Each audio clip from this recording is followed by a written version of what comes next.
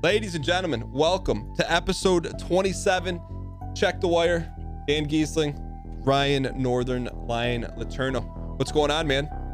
Not too much. Happy to be here. Slept in this morning. Enjoyed what I'm assuming is going to be one of my last sleep-ins, or the last single-digit sleep-ins for maybe 10 years or something. What sparked it? Were you up watching NHL late last night?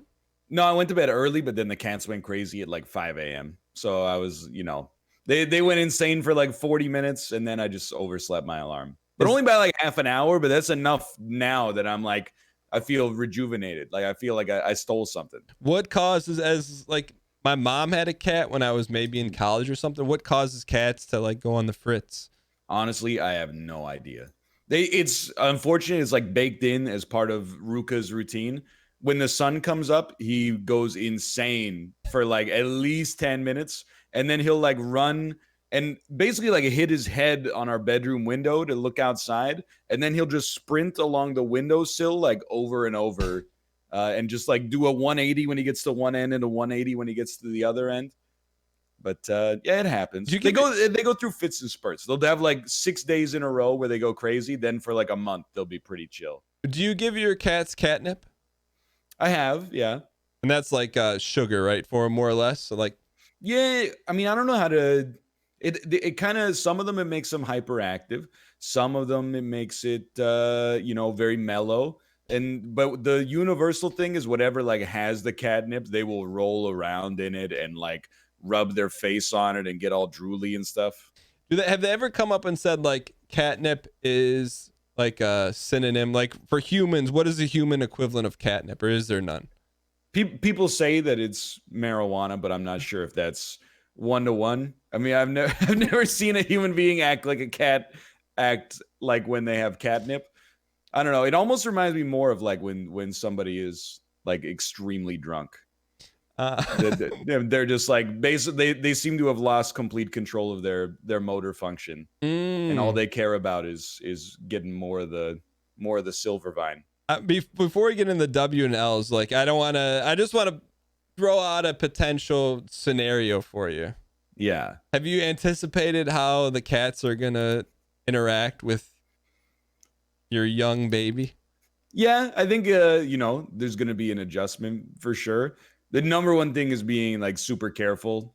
It like never leaving like the crib exposed and unsupervised and stuff like that, because you never know like what you can also like install a screen door on like the nursery so that the cats can't get in while you're asleep. But I mean, in terms of like the adjustment period, I don't know. I feel like you're just gonna, we're just gonna deal with it.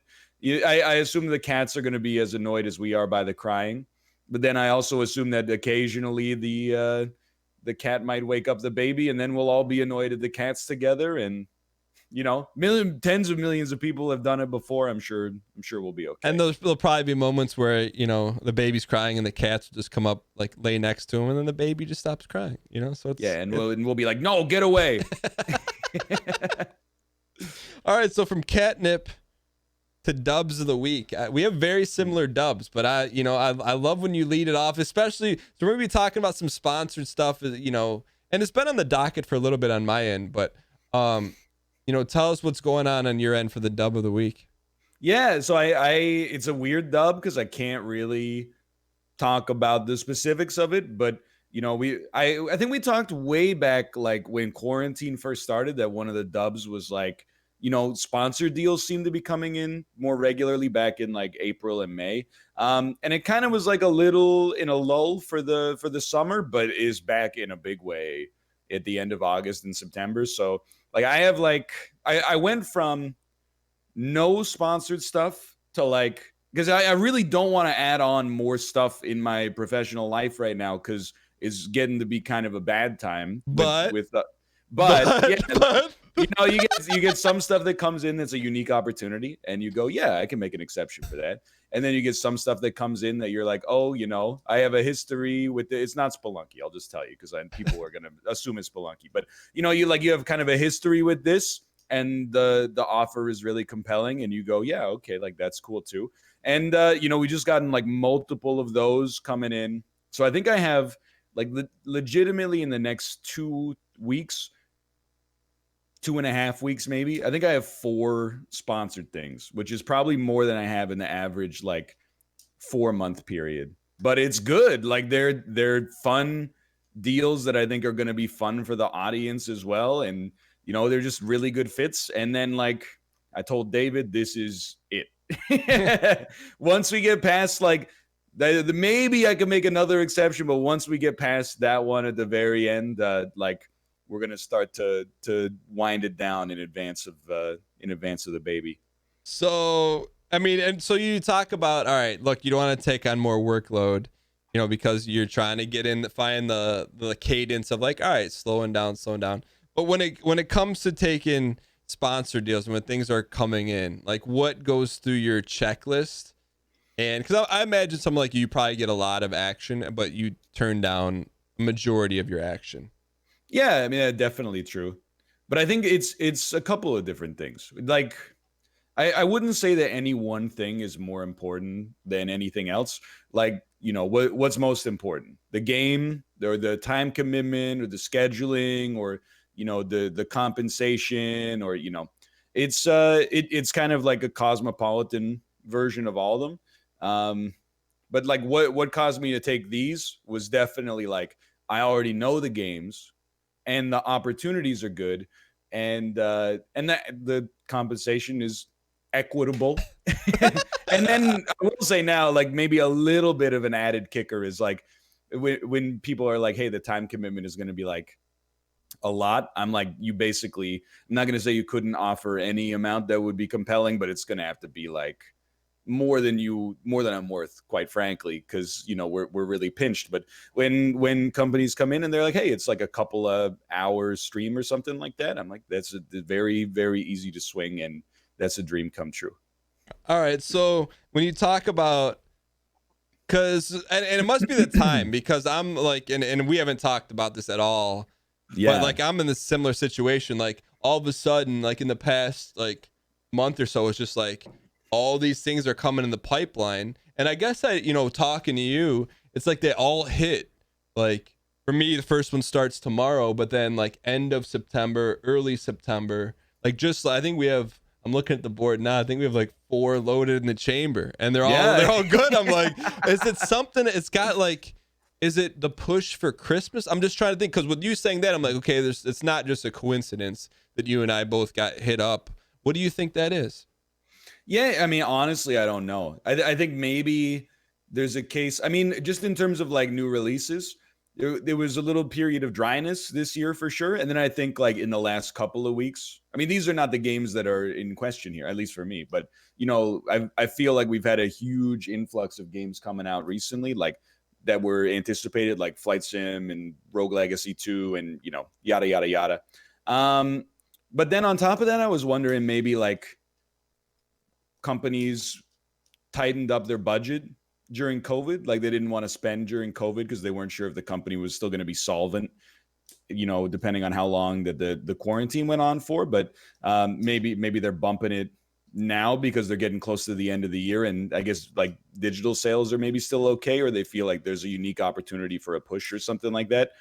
So that's my hunch right there. And then also it's like, I mean, not all of the opportunities are for games. Some of them are for other things that we'll see. So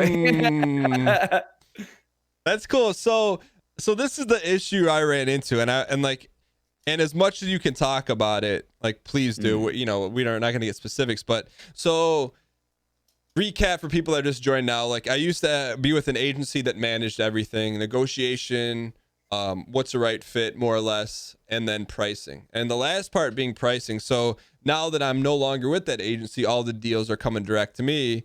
And in particular, I've had 2 where like, hey, what's your rate for this? And I'm like, like when you went about it, like it's safe to assume David handles all that. Yeah. So, but like for you, where did that start? You're like, how did you come up with, all right, this is roughly my rate and this is how it works?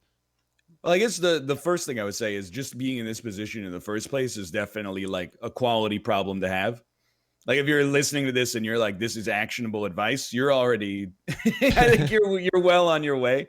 But I honestly, I really just have to say thank you to David, because it's a unique partnership for sure, in that he's worked and still does work on the publisher side as well, specifically in marketing. So he knows like what other streamers and agencies have asked for, that, you know, they might be above my concurrent viewer count, they might be below my concurrent viewer count, but we can kind of peg what's like an equitable market rate. But definitely when I first started taking sponsored deals, it was like, I mean, there's no way to say it without it sounding kind of self-aggrandizing, but I was like, I picked a number that I was like, this is way more than I'm worth. And David was like, that's not enough. We're gonna Really? I think I had the mentality of like, I'd rather offer low ish and take the deal, like make sure that they're motivated to take the deal. And maybe, you know, if you send them something that's offensively high, they might be like, screw that, we're gonna go with, you know, John Gamer or whatever. So no, David was like, just ask for like a number that seems a little ridiculous. And then most of the time, sometimes they're like, yeah, that's good.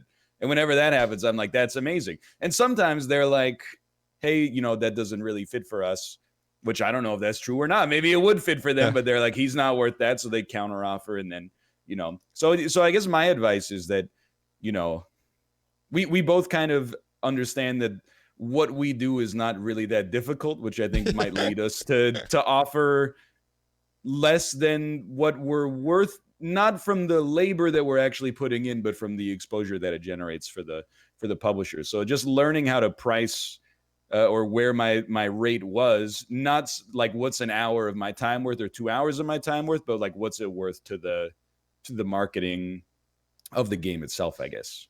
How did you wrap your head around the disparaging gap between maybe what you thought you were worth and what you're actually getting paid?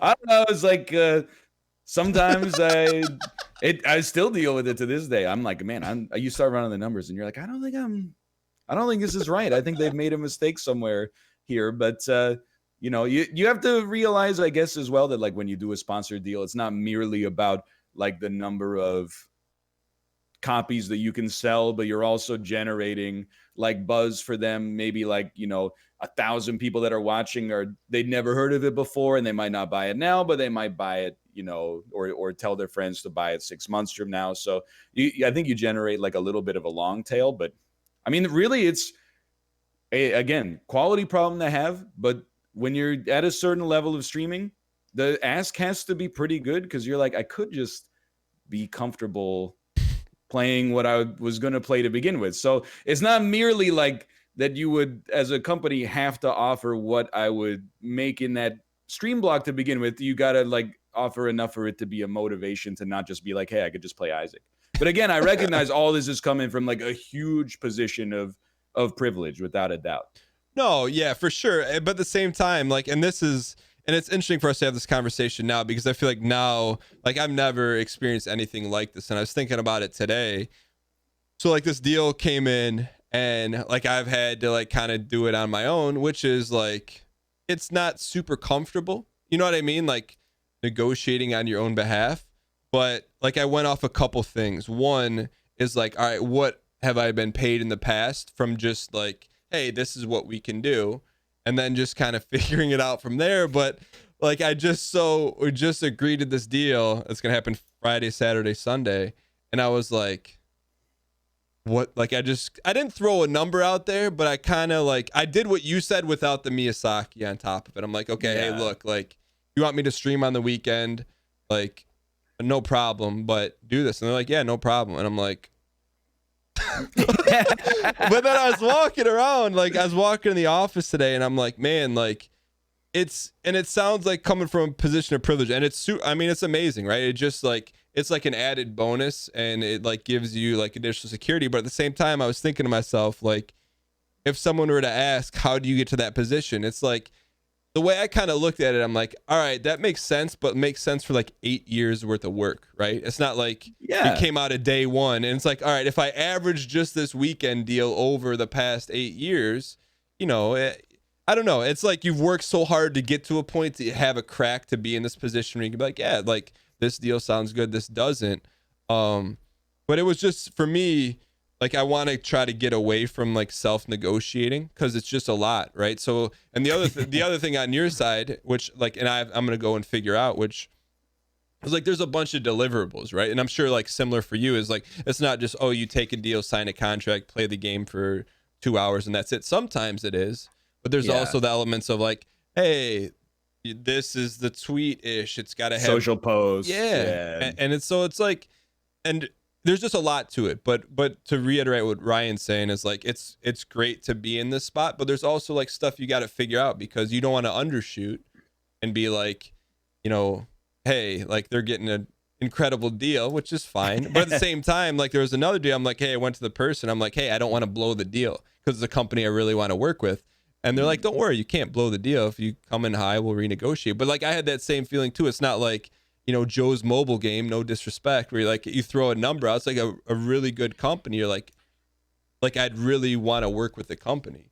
So yeah, and honestly, like I think you nailed it. Like on all of that, you do. Again, you have to remember that you know you're not asking for a price for your time, like what it's worth to you. Because I would imagine that both you and I don't know what I value like my own time at in like not just working, but my own free time at. I'm like, I don't know, maybe like $10 an hour or something like that, right? Yeah. That's where I'm at. But you're not going to be like, you know, you're not going to ask for that from a situation where you could be exposing maybe thousands or even tens of thousands of people to something. And you did put in the work in advance to get to that point. And, you know, basically companies are asking, what would it charge for them to kind of piggyback on the platform that you've built? So, you know, I think the pricing there makes sense. But then also secondarily, my philosophy for like sponsor stuff has always been, don't give after the deal is set, don't give the sponsor a hard time. Because I know, and I've done it before when I was younger, a lot of streamers are a little bit on the unprofessional side. You know, document needs to be signed. We'll wait, you know, until sometimes after the stream, and then we'll sign the contract. Or like, oh, I signed it, but I didn't even read it. Not knowing when they're gonna go live for the sponsored thing. You know, they'll be like, the sponsor will be like, hey, what time are you going live? And they're like, I don't know, usually sometime between like 11 and 3. And then, so I've always, and this goes to like in-person events too, I've always been like, hey, this, just doing this is such a good opportunity. Like, show up on time when you say you're going to be there, and like have a good attitude. Don't give people a hard time, and like be easy to work with.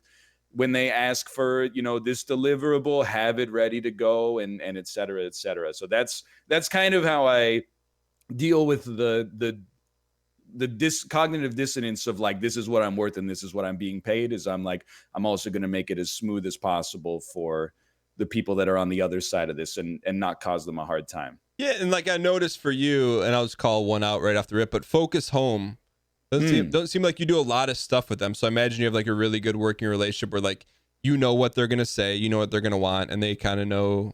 Like you've done a bunch with them, haven't you? I feel like you have. Yeah, and I mean, I don't know, because like I've never really spoken without David, like to the company. You know, it just flows through that. But I do look to a relationship like that for sure. And there's other like, you know, agencies that people don't see on the other side, because, you know, they're like a middleman between the publisher and the creator, that I think that I get repeat business from, essentially because I just try to make sure that I make it as easy as possible. And at the end of the day, like, you know, some of these companies, they have marketing budgets, right? Isn't it? Some of it, I'll be straight up with you. David would probably be like, don't say this.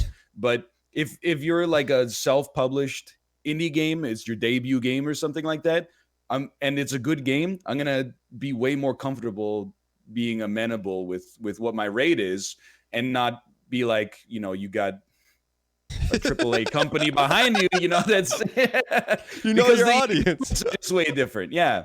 So you know, I think there's an element of that for sure. And yeah, I guess like my philosophy is, I've always, you know, and the other thing is, like, you know, maybe some little stuff will pop up over the course of the activation. You know, they'll message you and be like, hey, like I've had deals where I had to like, I sent things in advance for them to be approved, and they're like, no, we like, it's fine, but we would also like you to like edit and put something like this in, or like if you could re-record this part of it. And I'm like, wait, internally you're like, yeah, but like, externally, yes. Internally, I'm like, I can't believe this is ridiculous that they would do this to me. And then like, but externally, I'm like, yeah, fine. I'll do it, and it's just nice to do in the first place. So that's my philosophy on sponsor stuff. I definitely, my personal take, to wrap this in a way that is like contextual advice. And I think this is true even if you're doing just like a cooperative, like maybe a tournament or something like that. Like Twitch Rivals is a good example. I don't think you should look at like the first one that you get and be like, I'm gonna bend them over, right? I'm gonna like, don't be a diva about it. Instead, just be appreciative and do what they ask you to do, or really not what they ask you. Do what you agreed to do, without making it hard for anybody. And in the short term, yeah, maybe like person X that is a squeaky wheel, got another, whatever many dollars. But in the long term, when it comes to like who they're going to look for in the future, you're going to have a little advantage. Yeah, no, and I think that's really good. Just like be as easy as possible to work with. And I kind of take it the point of like, I like to do a little bit more than they ask for, just to like, because if I take a deal, like I'm all in, right? Like I'm not going to take, and I talked about a couple weeks ago, there's been this deal that's super lucrative. I'm like I can't, like, I just can't do it. It's like it. And so the other thing I'd say is that, I'm sure anyone that's been doing this, even for a little while, like you get offers in and you're like, you're just, to me, it makes it even more worthwhile turning down like good paying deals that are not good fits, like to when you get to the point where like, all right, now like there's good fun deals coming in that you think the audience is going to get excited for. It's going to be fun, you're excited about. And so I don't know, I just always feel like it's kind of like, I feel like it's used in a negative connotation, but like kicking the can down the road, the more you can kick the can and like hold out and not take a bad deal, like bad, when I say bad, I mean like not a good fit, right? Like if you play a game on the show or on your stream and you're like, you never played a mobile whatever before, why? Unless, and let me ask this, because I feel like you've mentioned before, like you've done one of those, but it was like everyone knew. You're like, they're delivering you a Lamborghini pretty much. And the thing is, like, I think you can take stuff like that. We all know what it is. I think you can take stuff like that and you can make it, entertaining. If you're an entertaining streamer, you can make it entertaining in the first place. But it definitely does have like the transparent, like, let's be honest, nobody here is like, I've never heard of this, and wow, this looks really cool. Like everybody is like, I get that the marketing play for these companies is just like an all-out onslaught, so that you're just going to find it inescapable to avoid ever hearing about this game. So I think that it depends. I mean, that's the thing that people aren't going to want to say, but I don't mind saying it, is that if the ask is insane, then the fit matters a little bit less. As long as it's not something that I think, as long as the vast majority of your content is focused on the audience and the entertainment and like what you want and what they want, that's totally fine. And people will be like, you know what? If you take like a blatant, transparent sellout deal, the weird thing, whenever I'm in a chat for a sponsored situation like that, most people are like, get it, there's some people are like, I can't believe you're doing this, but a lot of people are like, like maybe I won't be here today, but at the same point, I get that you gotta eat. So I think that the audience, as long as you have that kind of culture and community that is like the majority of the time, we not even 51%, but like 99% of the time, we wouldn't do this at all. But this is like an offer you can't refuse, and maybe you'll be into it, and I'm still gonna give it my all during the deal. People are very supportive and I think aware of that fact. Yeah, I'm with you on that. And it's kind of like, I don't think you're on Instagram, but I'll be following someone on Instagram that I like, and then I'll be like, oh, like there'll be a post or something once a week or once a month about like, oh, here's a sponsored post. I'm like, oh, good for them. Versus there's people like I had to unfollow. It's like every day it's like, oh, here's the new greatest item in the world. Up next day, here's my affiliate code. And I'm like, and I feel like, to me, that's how I view how I do things. Like, I feel like if I were to take a sellout deal, the way I look at it is it allows me to do what I normally do that much longer, right? Because I'm pretty like thrifty and economical. So it's like you take that. I think I'm with you. I think a lot of the community understands like if you do that, then it's like they just get more pogs for longer and not taking away, right? So like this deal I'm doing this weekend, like I could just stream the sponsor deal and that's it. And I'm like, but I don't feel like, to me, and tell me how you've approached this. I don't feel like, to me, at least for this deal, that doesn't feel like the right fit just to do the sponsor stream on the weekend and then shut it down. I'm going to do like part of a normal show and the sponsor stream just because, then it gives someone who has no interest in the sponsor stream be like, oh yeah, it's still cool. I get to watch Dan stream on the weekend when he normally doesn't. Do you always have you ever done a sponsored only show or stream? It really depends on the timing. I'm sure there was a deal I did for Just Cause 4 last year, and it was like it was the same situation that it sounds like you have, where it was like one of the streams they were like, we want it to be on Saturday, and I was like, well, that's my day off. So, but I think on those streams I might have just done the sponsored portion and then been like, okay, I gotta go. But I definitely agree for the most part. I mean, it's very transparently, unless it's the perfect deal, the numbers for sponsored stuff tends to be lower than it would be for your normal content. So I think it's always, if you've got it in you, it's always nice to do like an hour of something that people already want to see. Like, I don't know if you would do an hour of Sekiro, but you might do an hour of Fall Guys or something like that in advance. People will be like, okay, now I'm like involved with the show. And then you're like, okay, we're going to pivot to, whatever we're playing. So I definitely think that's for the best. But I mean, I wouldn't say shame, but I don't think there's anything wrong with just doing what's written in the statement of work. Like there's definitely been times, and it's mostly happened like as time is filled up, right? When it used to be, you would get a deal and they're like, we don't care what day it is as long as it's this week. And I'm like, all right, well, I don't really stream on Tuesdays. I don't really, have that much going on Fridays, and maybe I still work on Saturdays, if it was a couple of years ago. So it was easy to fit. Now, sometimes they're like, we want it on Wednesday. And I'm like, okay, well, it has to be 11 to 1 or noon to 2 right before the NLSS. So I'm sure the sponsor would probably prefer that it goes NLSS sponsor, but it's the reasonable availability of your time to some extent. What is, in your opinion, what has been the most, outside of Champions of Fire, which is a totally different beast, what have you feel has been the best fit or most fun sponsored deal you've ever done? I mean, there's a lot of great ones in the past. And in the future, hopefully. But stuff, the ideal for me is always when they're like, we want a 2-hour stream or 1 or 2 2-hour streams or something like that. Like those are awesome.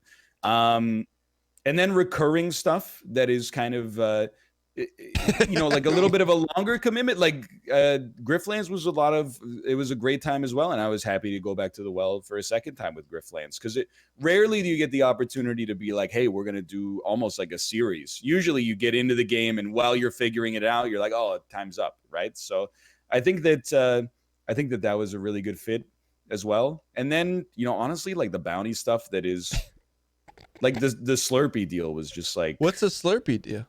So I think it was a Canadian only bounty, and it was for like a 7-Eleven dinner for 2 deal. And I've long been a proponent. I probably said it on this show.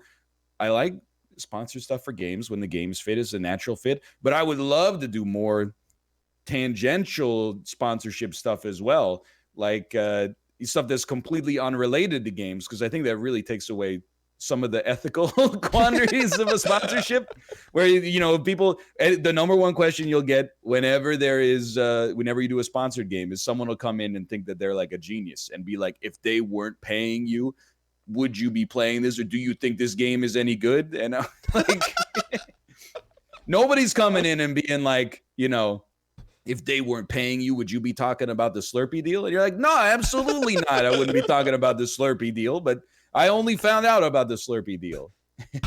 Was that the one thing that I don't know why it seemed like it was cool to do on your end? Didn't you do a Monster Hunter thing where you were on set or something? I did. At Twitch HQ in San Francisco. Oh. But honestly, like I mean, that was a situation. Hello, Ruka. You might hear this cat in the background going a little crazy. That was a situation. Basically, I did that deal because both Kate and I got offered, and she was like, "I want to do this," and I was like, "All right." But Well, you didn't really want to. You didn't want to do it, but you wanted. I like doing it, but the pay was not at the level that we would normally take. Let's put it that way.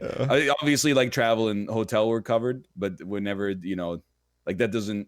At some point, that doesn't light the lamp for you. Yeah, at some point that stops meaning something, right? Like I don't mean to sound ungrateful, but whenever people are like, "Well, they paid for your flight," I'm like, "Yeah, I'm not like Borat. It's not like being on an airplane for 3 hours twice is not like, wow, this is amazing, the miracle of flight, right? You're like, that's what you got. If you want to have a person be at the location, you gotta. What do you want them to pay for their own flight to go do your promo event? It doesn't make any sense. Real quick, people are asking, what was this? What did you specifically have to do for 7-Eleven? You just so it was like, there's a dinner for two deal is $30 Canadian. You got to talk about what's in it. You can get it delivered for free. It sounds like a pretty good deal. It was play a game of your choice for an hour, and then every 5 minutes the like chat bubble would pop up. That's like more info. Did you order the meal that day? Was it available in Vancouver? I'm trying to watch my quarantine figure. Otherwise, were I a younger man, I might have considered it, because I mean, come on, you're getting 8 wedges, 8 chicken strips, 2 personal pizzas, 2 Slurpees of your choice with a dipping sauce. So Kate's laughing in the other room. She's like, you're still selling it.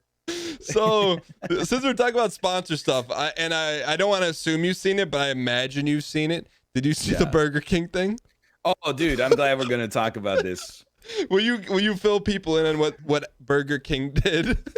Yeah, so Burger King, Burger King hired an ad agency. Ogilvy. Yeah. I'm calling him out. Go ahead. All right, so he's calling out Ogilvy, and this is a guerrilla marketing thing, which I really honestly think if it was a different industry, we would almost admire it as like a plucky, like super efficient way to get some exposure. But because of streaming, it has rattled a lot of people and annoyed them.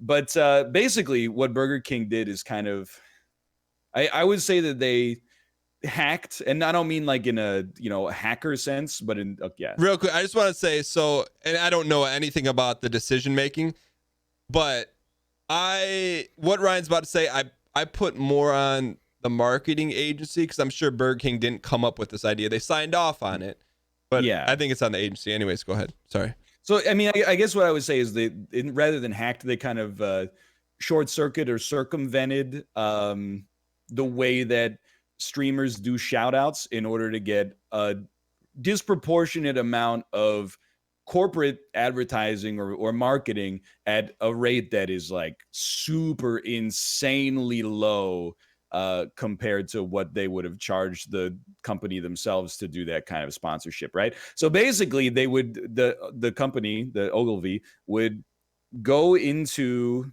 a streamer's chat and give them like $3 to $5 as a donation, but because of the fact that so many streamers have text to speech on, it would just automatically do the ad read for Burger King. So essentially, rather than sponsoring the streamer that might have charged them, I don't know, a lot more than that, quite frankly, they would just more or less, again, I think hacking is a good way to describe it. They kind of hacked the system and they used the infrastructure that was already there to get a huge discount on ad rates, more or less. So, for example, this didn't happen to Ryan, but say Ryan's streaming NLSS for 5,000 viewers. You don't have text to speech on, but it would say, hey, like, buy a Whopper for $2.99 and get a free drink. So that was read out to the stream. Like, Ryan was reading like a 7-Eleven ad, but he got paid for the 7-Eleven ad. Yeah. So they basically cut you out of the loop. And then the video, the thing that was to me that got me was like, Ogilvy put out this video, and then one of the streamers like, hey, Burger King, are you sponsoring me? And their response, whoever like the person donating, was, well, hey, we just gave you $5. I'm like, and then I think the other thing that really sent a lot of people, because like weigh in on a lot of stuff, is that like the marketing agency was like bragging about it. It wasn't like, it was like they put out this like deck online that's like, hey, look at what we did. And like, granted, like I think the tactic is extremely smart. Like I think it's like, if you're looking to hack, it's smart.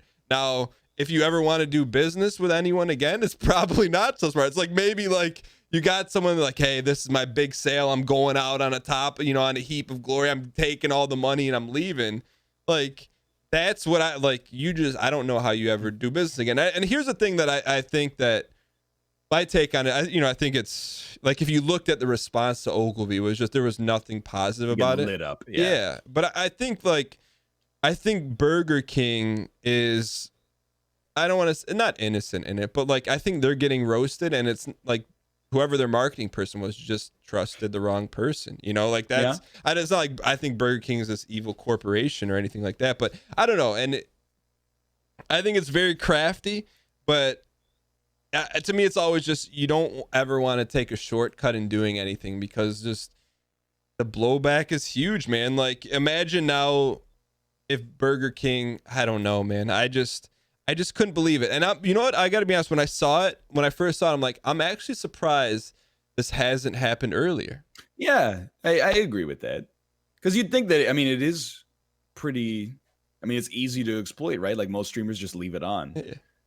Obviously I've seen situations where they leave it on and there's, like a language filter that catches a bad word or something like that. But, I'm also surprised you don't see people like, I don't know, advertising their own streams even, for like, especially when people have like no minimum on the amount that will be read out by text to speech. I'm like, it's an insanely cheap marketing spend. But it got me thinking, like, because I was thinking, what's an analog that could like help me conceptualize this if it was in another industry, so it's not like so close to the heart. I was thinking, like, what if you had like a hockey game that was televised in the NHL playoffs, and in the stands, like someone from Burger King bought a front row seat, like right by the penalty box that's on screen almost all the time, and then just held up like a sign against the glass for almost the whole game that was like, buy Whoppers. And I was like, you know what? I bet the arena would kick him out. I believe that once somebody got notified, security would kick them out, because it is like, if you want your ad, then buy an ad that goes along the boards, or buy a commercial or like a Jumbotron spot or something like that. So I think honestly that the anger is justified for sure. There's proper channels for that. And, they circumvented it, which again is cool like once.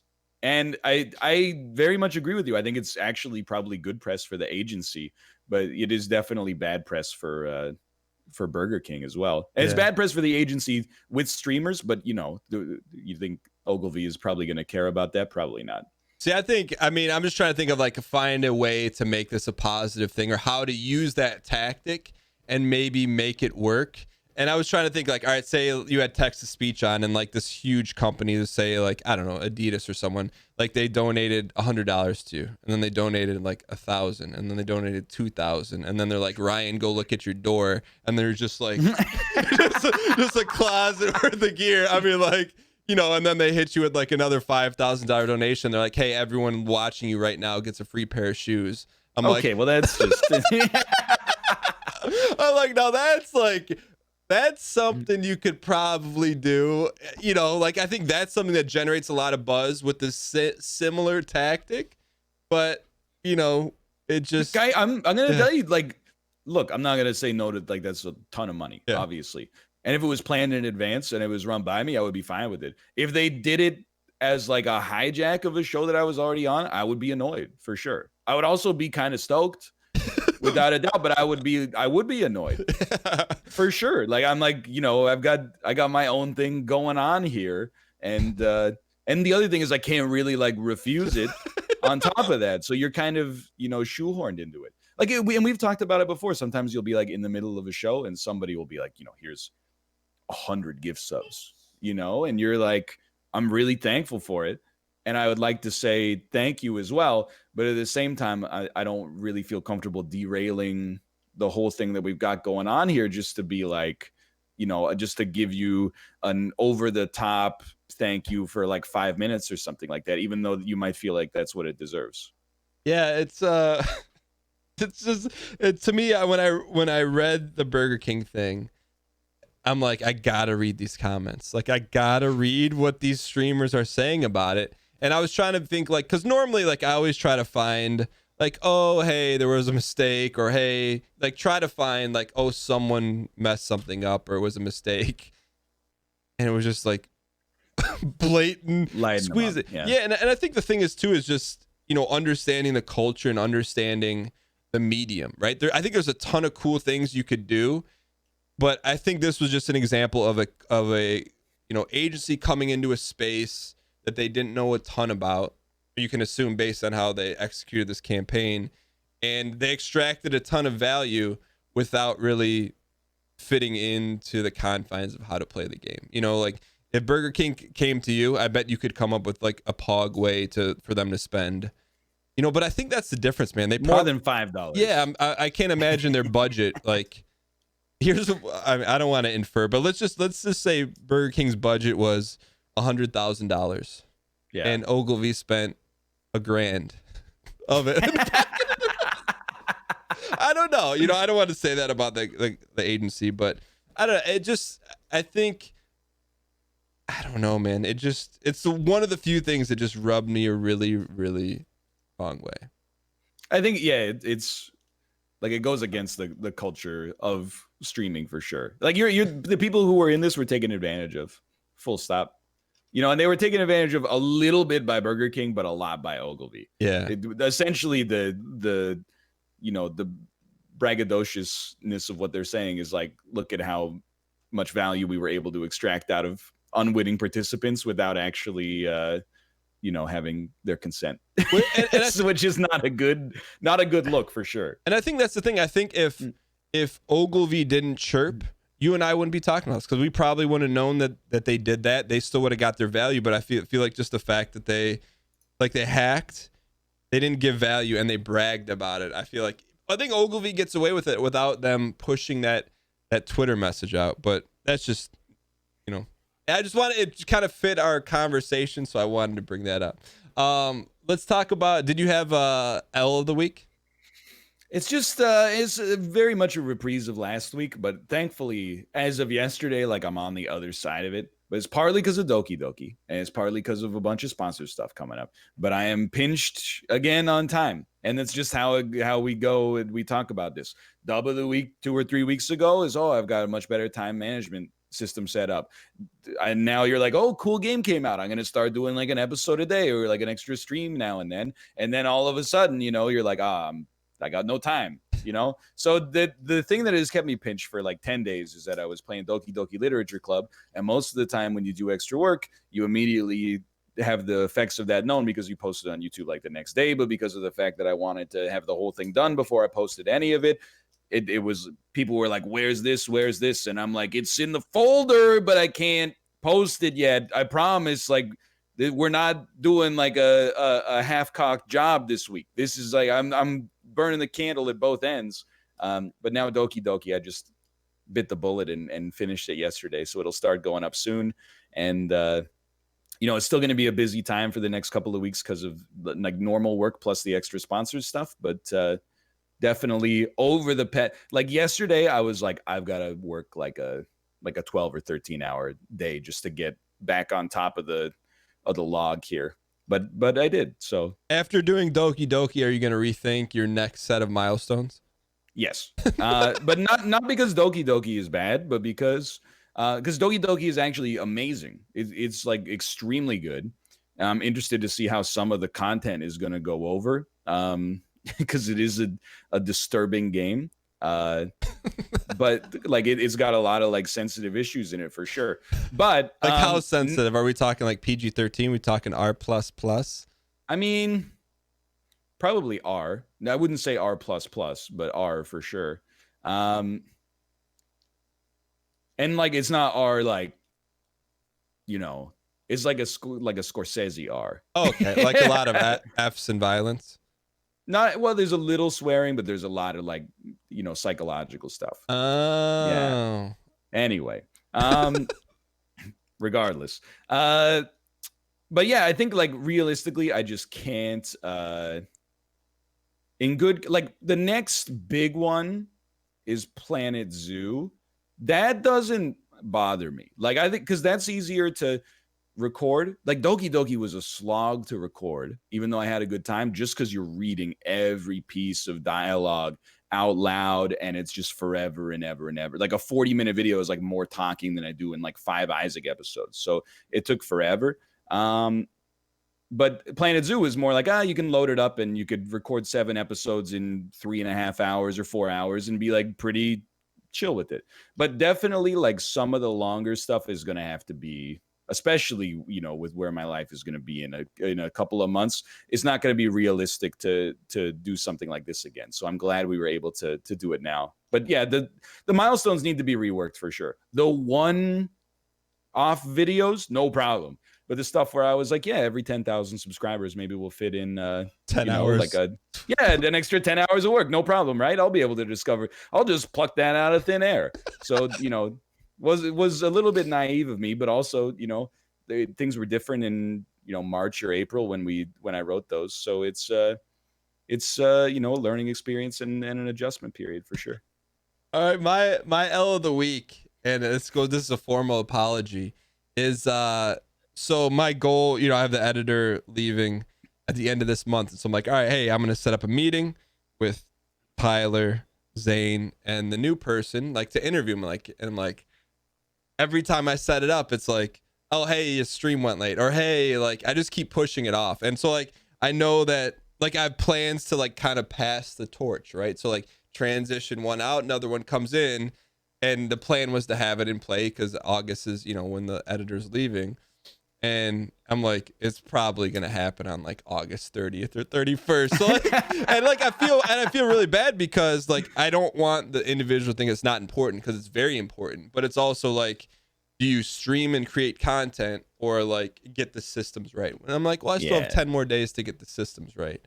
You know, so there's kind of like working that out. But I will say my pog of the week, something that kind of out of left field that I did out of necessity this morning.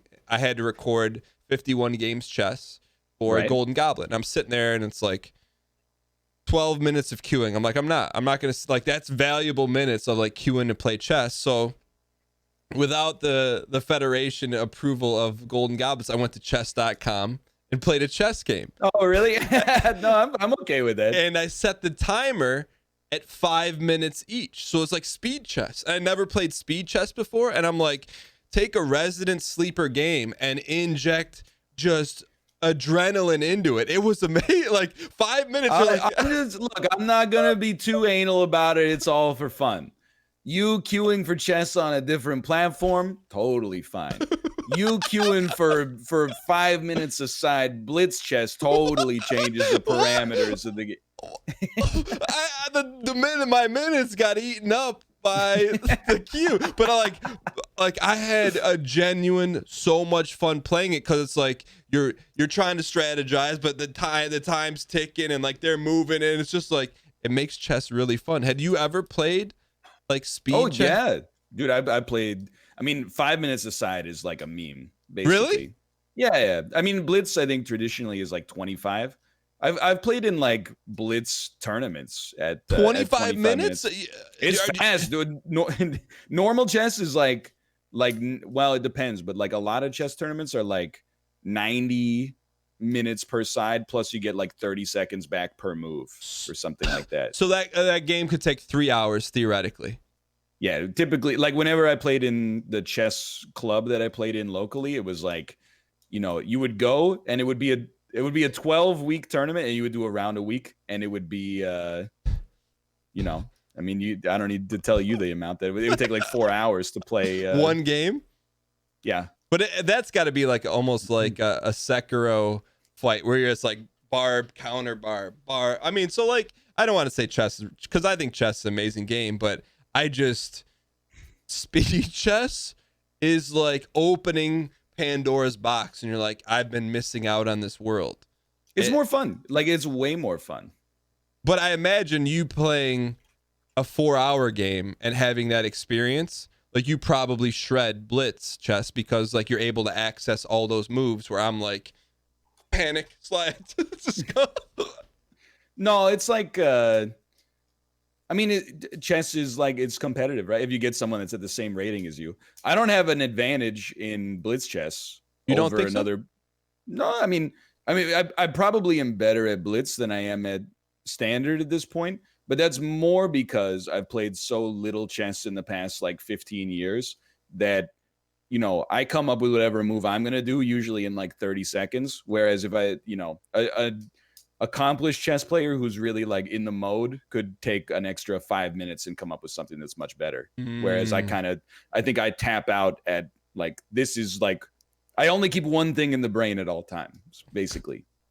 The other thing I found like really interesting about it, and not that this is a chess podcast, is I'm really enamored with any game with a ladder system. It seemed like the individual I played who's from Brazil had like a rating. It showed like, his record. And I just think like, and I feel like. Do you remember his rating? He was the same as me. What was yours? Did you start at 1500? 500?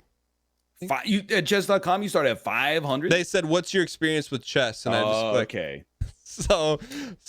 But I try to think like what other games have ladders, and I know there's like CSGO has the badges, but like I like when it's like you can see, hey, this person is one above you, challenge them, take them down. Are there any other games that you've ever played, like video games that are like that have that ladder system?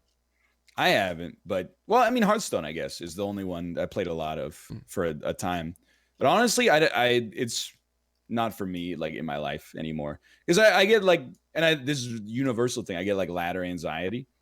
Like you're like, oh, I like this game, I'm gonna play ranked. You play ranked, and for a while you rise like frictionlessly, and then you're like, oh, I'm really proud of my rank, I don't want to play anymore because I don't want to lose my rank. And at that point it's like, the game is not a game anymore. The game is like, it's too tied into like your own self-esteem. So that's that's usually my cue for like, this is no longer enjoyable for me. This is now like I'm using this as like a surrogate for something else in my life.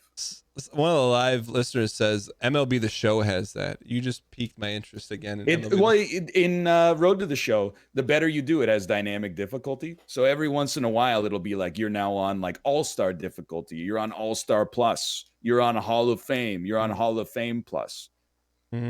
Interesting. So that was my pog of the week. I just wanted to throw in there because I just was like, I expected it to be like solitaire, like, all right, let's click and get it over with. But it just, it's Dude, chess is great. Yeah.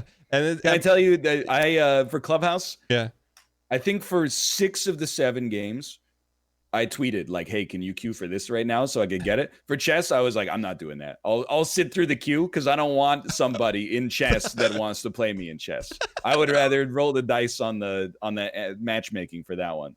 Well, like that's the thing for me. It's like I can't believe there's no. I guess maybe it's based on the time. Like no one's playing chess on 51 games, or just no one's playing 51 games. It probably only took me like I don't know, maybe like 5 minutes, but I think it's just luck, You know what that means? Go ahead. Oh, yeah, go ahead. No, you go. Well, I mean, it's like, I think if you're a good chess player or if you're interested in chess, you're going to play on chess.com because that's like where the moment is right now, right? Well, you know what that means? If there's less and less players playing 51 games, someone's world record may stand the test of time. As the player base goes down, the opportunity to take the world record online segmented 100% win rate starts to plummet. It goes down. You're not wrong. All right. You ever think about just chilling in Clubhouse games, and if you can see somebody streaming to try to break the record, just sniping them? That's not a bad idea. I will say, and I think I already told you this, someone attempted the record. And they were about I saw it. Yeah, an hour short, and the comments were, "Don't try this." so that gives me some hope here. But as we wrap things up here, we're gonna take a few live Twitch Q&A questions. We'll do rapid fire. The first one, this one came up. I saw it both on Twitter and on live Twitch. And this is directed to you. It says, Northernlion, why the recent-ish decision to use face cam in everything but Isaac. It was mostly the mindset of like it's almost like being in like a building that doesn't allow like pets, but then later, earlier they allowed pets. I'm like grandfathering in this situation. I'm like 30,000 people watch Isaac. And I don't really want to. I don't want to mess with it. You know, it's a good thing going on there. Maybe if the face cam comes in, people will be like, I don't like this. Is covering up part of the screen. I've become used to this for 6 or 7 years, so I don't really want to like rock the boat on that one.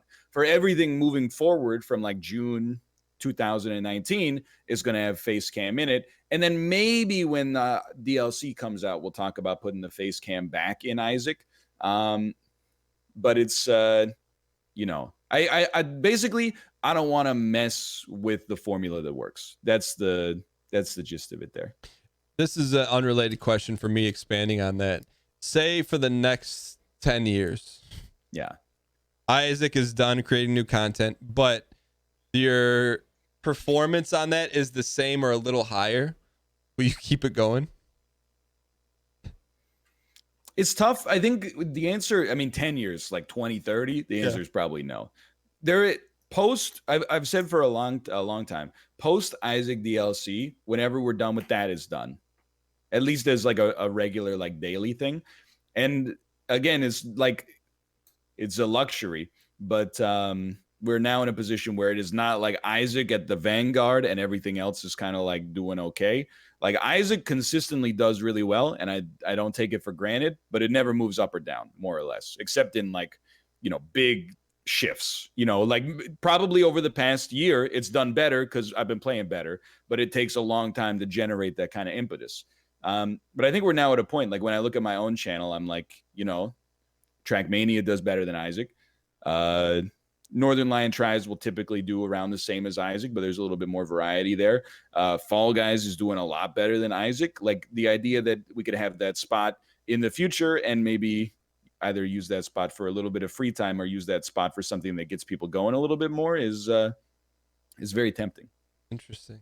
Next question is from Mr. Type Fun. It says, when you're looking at analytics, what do you look for and why?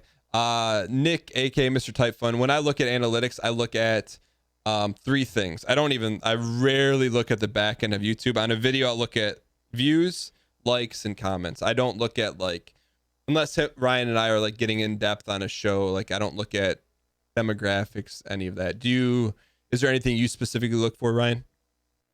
No, views is definitely the big one. And then likes is kind of an indication of, likes can be deceptive for sure, but they are nice to keep around. Like One Step from Eden did not do very well in viewership, but in terms of likes, it crushed it. So I was like, that's a series that's harder to kill because the people who are watching it are not just watching it out of inertia; they're actually enjoying it. And then, but views are definitely the big one. If something got 400,000 views an episode, but the likes were 50%, I might reconsider. Oh, you're like, I would just send it. Yeah. No, what do you mean like reconsider? I might be like, I don't want to do that anymore because I'm probably catching enough grief that I'm not sure it's worth it. Oh, you're saying you're getting views because it's like, yeah, people are like hate watching or they're just like really annoyed about it for whatever reason. Oh, and I guess the expansion on that question is Twitch analytics. I can tell you what I look at.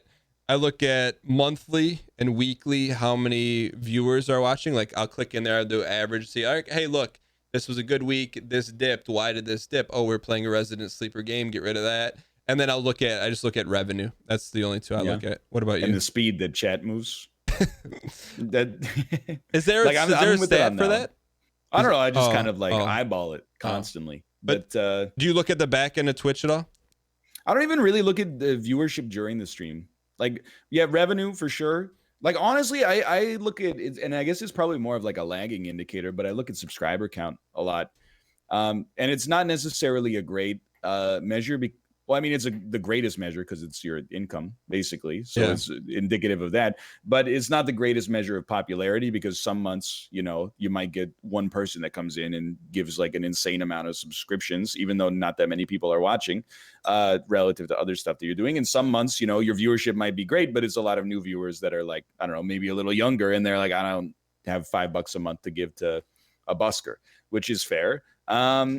But yeah, like subscriber count, and then like at the end of a stream when I raid somebody and I see how many people are opted into the raid, that gives me an indication. So when I'm like, oh, I'm raiding someone and there's like 1,400 viewers, I'm like, what happened? When I'm raiding someone and there's like it's like 4,000 people are in the raid, I'm like, oh my god, what? I thought the show was merely okay today. But So you take that as indicative of how many people are engaged with the show versus like if not as many, like, oh, half these people just have a window open. Yeah, and I think analytics, like but I think like the way you look at analytics is way smarter. Like you can glean more information off of that. For me, it's just like I'm just like dipping my hand in the pool and seeing if it's good to get in. Yeah, no, and that's what like someone says. I pretty much never follow a raid, even if I'm engaged. Someone said that. Dastard said that live. Sometimes I thought about like, oh, like the show's over. Someone else's live that they would rather watch. Sometimes I think about it like that, and if there isn't a lot of people going to the raid, if that makes sense. No, I agree. Yeah. Like I don't think it's a good indicator of who's watching the stream. Like if you just wanted that, you could just look at the viewer count, which is like way more sensible. But for me, I don't keep the stream manager like open all the time, so I can see how. Yeah, so I'm like, I just at the end, I'm like, all right, let's see how many people are still around here. All right, and then last question. I feel like we answered this a lot, but I feel like it may be one of the most helpful. This is from Subtle Noodle. It says, what are things beginning streamers can do to stand out amongst the crowd? Number one, my take is know what makes your show different or what you want to do different. So if someone says, hey, why should I watch you? You'd be like, oh, I play games. Like if you can't say why it's different, then or what you bring to the table, then I think that's where you start from. And then can I guess what you were going to say? Sure, yeah. Don't stream for 8 hours, stream for 6 hours and spend the other 2 hours working on something else. That's definitely part of it. But I mean, I would more than that, I would just double what you said. Yeah. Like, I think if you're just starting out as a streamer, like you have to put yourself in the mindset of like when you look for a stream, what do you look for? If you already have somebody that you watch, like that's a hard hurdle to overcome to begin with. But if you were like in a new directory, what gets you there? And I hate to say it, like for me, when I'm looking at a directory on Twitch, I basically only look at like the top 2 rows. Oh. I'm like gonna pick because I hate to say it, but there's almost like the fact that 10,000 or 2,000 or 70 people are watching a stream is like 70 people have signed off, and they're probably not watching for the first time. They've probably been around for a while, and they're saying like this is entertaining. When you get down into the 0 to 5 viewership range, I'm not saying you got nothing going for you, but it's a harder sell just because I don't know. Like, would you rather buy a product on Amazon that has 100 4-star reviews or a product that has 0 reviews? I would rather take the 4-star. But I think on top of that, the biggest thing is doing something to set yourself apart. Like if you're great at Fortnite or any game. If you were like a 1 viewer Fall Guys streamer right now, but you're amazing at the game, I would like try to generate some momentum around that win count if possible. Like right at the front of the title, 100 out of 110 wins, And when we hit 110 wins, we're going to pog up or something like that. Or, I mean, if you're trash at games, kind of like I am, most of the time at least, I think if the streamers that are already there in that like discoverability hopper where they can get people just randomly, totally, they have to do less, quite frankly, in order to keep that kind of attention. But they had to do a lot to get there. But keep going. Probably, yeah. But if you're like at the bottom, I think you got to structure it almost like a show. I don't think you can just be like, I'm a funny guy playing, whatever. I think you got to be like, you got to put a little extra sauce on it to sell it. Someone in chat said Bloodborne 200 frames per second. To take something from Ryan, like one streamer I really love watching, and I don't watch a ton of Twitch, is the Happy Hob, and I'm thinking, how did I find him?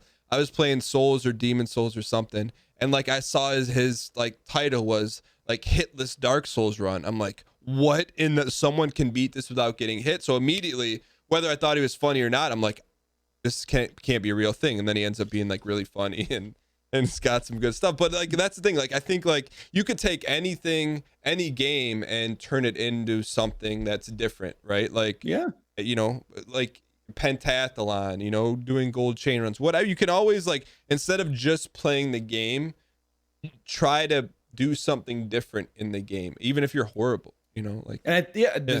even at the high level, I think there's good lessons to be learned. And like the biggest thing on Twitch this week was Tim the Tap Man was going for his first win in Fall Guys. It generated like a ton of attention, first from the Fall Guys Twitter, and obviously they've got like 1 million followers now. Tim is already very, very, very successful on Twitch, so he's got a built-in user base. And you might think like the logic doesn't apply, but you know, he went from, I don't know, maybe like 100,000 concurrent viewers or 50,000 concurrent viewers to 340,000 concurrent viewers. And like what made it happen? Well, it was like a community moment. Everybody was wanted to be there because they're like, we're not just here to be entertained. We're here because it's the quest for the first win. And I don't want to miss part of the stream, because if he gets the win during that part of the stream that I missed, I'm going to feel like I missed out. So people want to be there live because it's like, it's an exciting moment. And I think that definitely, like, and we'll see even how the release happens, because again, I might be indisposed, but I think like the same thing, there's going to be an opportunity for something like that, like when Spelunky 2 comes out, like, oh, will you be here for the first run where we beat whatever the boss is, or where we find this secret, or, you know, et cetera, et cetera. So like, I think being creative about that, it's a crappy thing to say, but I definitely think it's true. If you're already there, you can kind of just, I don't want to say phone it in, but you can, I'm going live and I'm playing Dark Souls 2 for week 11 of 12, right? And a certain amount of people will show up. And if it's not, you know, if it's only now and then, you know, you're not going to kibosh your whole career. But if you're trying to get attention at like 0 viewers or, you know, 10 viewers or whatever, like, I think you need something that hooks people in. So, because like sometimes I'll be walking through or scrolling through like the Twitch directory, and I'll watch a streamer that has like 3 viewers or something like that. I don't want to chat because there's a lot of attention. It's very uncomfortable to be the only person in chat. But like, if I'm just watching and they're like, you know, you know, blah, blah, blah, you know, they're just obviously kind of casually playing, which is fine. I'm like less engaged. But if you see a stream that it's like, you know, we're going for, you know, our 5th Warzone win in a row or something like that, you're in chat and you're like, I want to see if it's going to happen or if it doesn't happen. Yeah, and I think, I mean, you're talking about Tim the Tapman. Really what it became, like, on a macroeconomic level, is people were invested in him losing. Like, they weren't watching him because he was really good, and that's okay. Like, it's just like you lean into whatever happens to suit you, you know? Like, if you're Apollo, you lean in the fact that you can hit ridiculous headshots, and like, that's, you know, like, if you, whatever you're good at or whatever you're able to do, good or bad, I think that's what you lean into, and you know, have fun with it.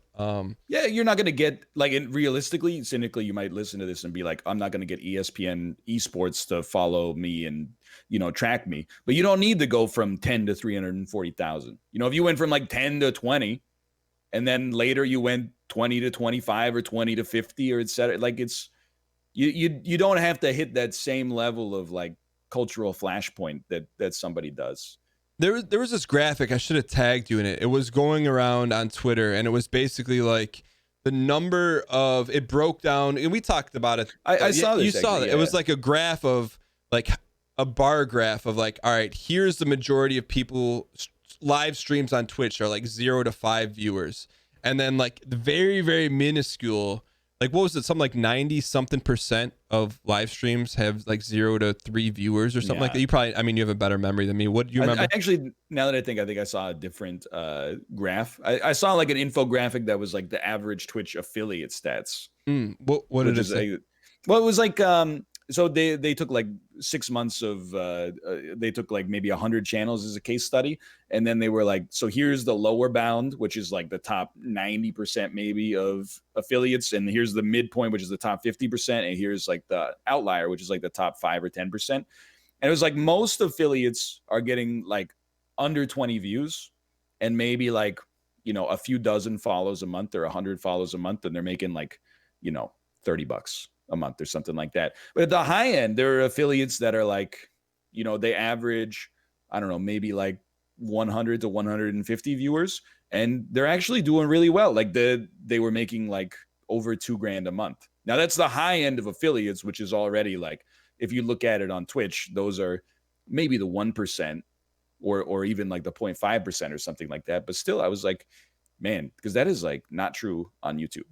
Yeah, well, the reason I brought up is because you said like, hey, like you don't need ESPN to follow you, and I feel like you don't have to be someone like Tim the Tatman size to be able to do this like full time or a lot of your life. You know, it depends on how you spend your money and blah blah blah. But like, you know, I don't think the goal is to have 100,000 concurrents. I mean, maybe it is for some people, but like if you just want to be able to do it and potentially do it as like a full-time job, you don't, it's not easy, but you don't have to get to like the 1% of the 1% of the 1%. You just have to, Yeah. you know. I mean, there are people who go from $100 a month to 100,000 in like 3 months. You know, that's like definitely not the norm. But I mean, when I think of the way that like I went, I was never like, oh, you know, in order to do this, I got to make more than $5,000 a month or something like that. I was making 1,800 a month as a teacher. And then when I was making I don't even remember what my first YouTube paycheck was, but I was like, oh my God, this is like a week of work. This is amazing. And then when it equaled what I was making from teaching, I was like, that's another great step. You know, from there, you can now dedicate a little bit more time to it. And, you know, and I mean, this is another discussion for another day. But when people are like, it's touchy, but I'm gonna get into it anyway. Yeah, when people are like, you know, like so many streamers are making like, you know, $100 a month. I'm like, yeah, you know, you can't just be like, this is my job. Without being rude or dismissive, it's like you don't go, I'm gonna be a streamer, and crap, I'm only making $100 a month. When you make enough to cover your life, then you're a full-time streamer, in my opinion, at least. I don't think you can just be like, my job is a streamer, but the economics don't support that.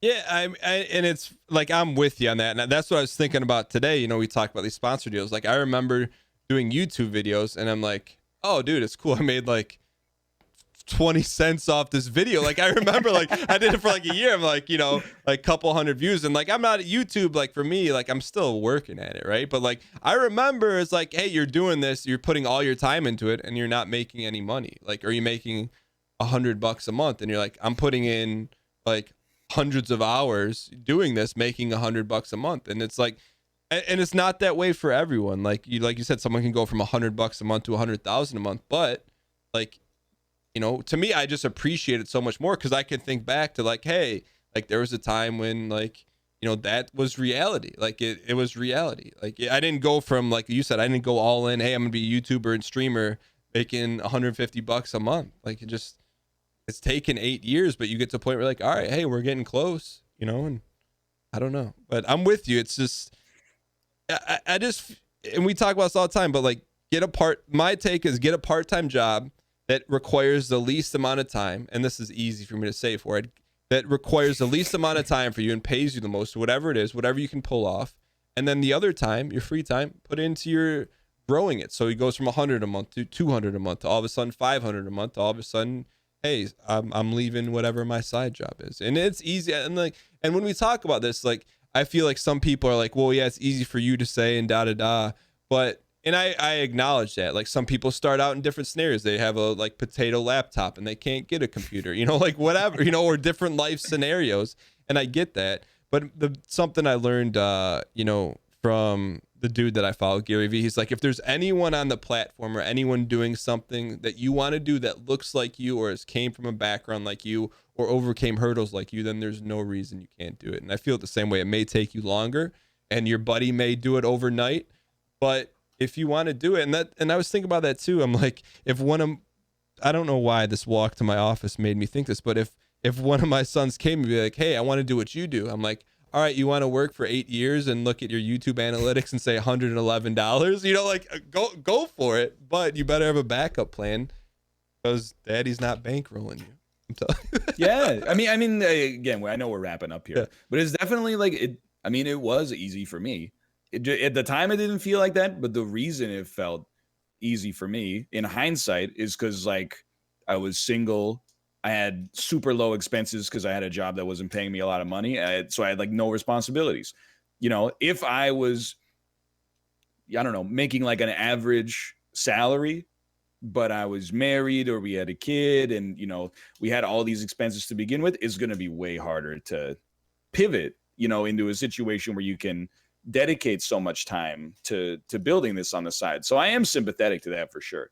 But I do also like, I cringe when people are like, I like I normally stream for like 6 hours a night after my job, but the only way to grow on Twitch is to stream for 12 hours a day. So I quit my job and I'm like, oh, I think like maybe I hope it works. Genuinely, I hope it works. I'm not going to be like laughing if you run into trouble, but I'm like, I really think that if the only way streaming a lot more helps you is if you're already kind of there. If you're not there, I think you need to give people like the spoonful of sugar first to get them to enjoy your content.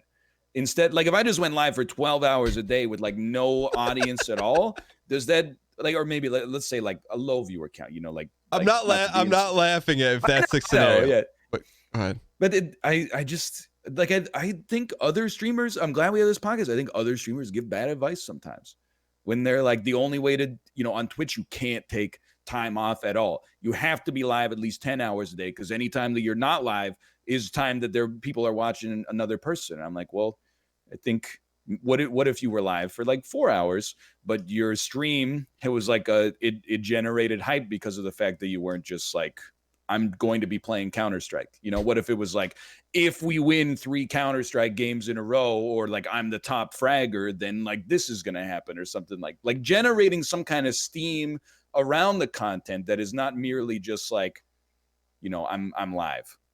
Well, and that's the thing I was thinking about is like, if I started now in my life scenario with a wife and 2 kids, like it would take me a heck of a lot longer. Like, and to be honest, like, I don't know how much time I could put into this now, like if it wasn't already built, you know what I mean? Like if I'm putting in as much time as I do on YouTube, and it's different now because like I'll be honest, the YouTube revenue is not that much different than when I started. But like, with Twitch, it's like, because there's a revenue source, I'm like, okay, I can justify doing this. But if I'm putting in all this time like away from my family, like I would have to spend way more time like in a job or a business making more money because it's just you can't do it off 100 or a couple $100. So yeah. But anyway, so for me, and I speak for Ryan, we don't say this to discourage you about like going full-time streaming and doing it. It's just you got a much better shot if you're not solely reliant on income that you're hoping to have come in, and then when you get the bottom line from Twitch and it's $100 to your PayPal and you're like, oh, now I can't stream anymore because I have to get a job. Well, just avoid that situation. And like, even if it's a crappy job, like I think about Mathis, like I know Mathis, not that it's a crappy job because that's not, but he just always would talk about, even Cobalt, how much they dislike being servers. They made good money doing it, but they like, I remember watching Cobalt. He's like, yeah, I just got off serving, but I'm going Isaac today. So I use the term crappy job just on their side of things. Cause I know, some people love being waiters and you can make not now, but you can make an incredible living doing that. True. But like, it's only crappy if you don't like it, right? So if you don't like it, then work as least as much as you can to cover your bills and then take care of the rest. So with that being said, episode 27 is a wrap. And dude, you opened up the can, but I'm glad you did because I'm sure you feel the same way. I'd rather someone hear you say that or hear us say this and be like, okay, hey, look, like these 2 individuals seem like they're pretty, like they're looking out for me and they don't want me to like sell my mattress or whatever. Didn't someone tell someone to say that once? Yeah. So sell your mattress and sleep on the couch to buy computer equipment for streaming. And hey, the thing at the end of the day, it worked for them. Yeah. So if they're speaking from that experience, then I understand. I just wish, they recognize that the odds of that working for everybody they're talking to is quite low. So that being said, thank you guys so much for tuning in. I hope you guys enjoyed it. We appreciate all the love on iTunes, Spotify, SoundCloud, Stitcher. If you want to watch the video of us laughing and making faces, go to youtube.com/Northernlion. Thank you guys so much for tuning in. We are going to start getting the contingency plan in place for when Ryan, or I was going to say pulls the ripcord. That's not exactly the best analogy. I'm slicing the ripcord. Slicing the ripcord. But thank you guys so much for tuning in, and we will see you guys next week.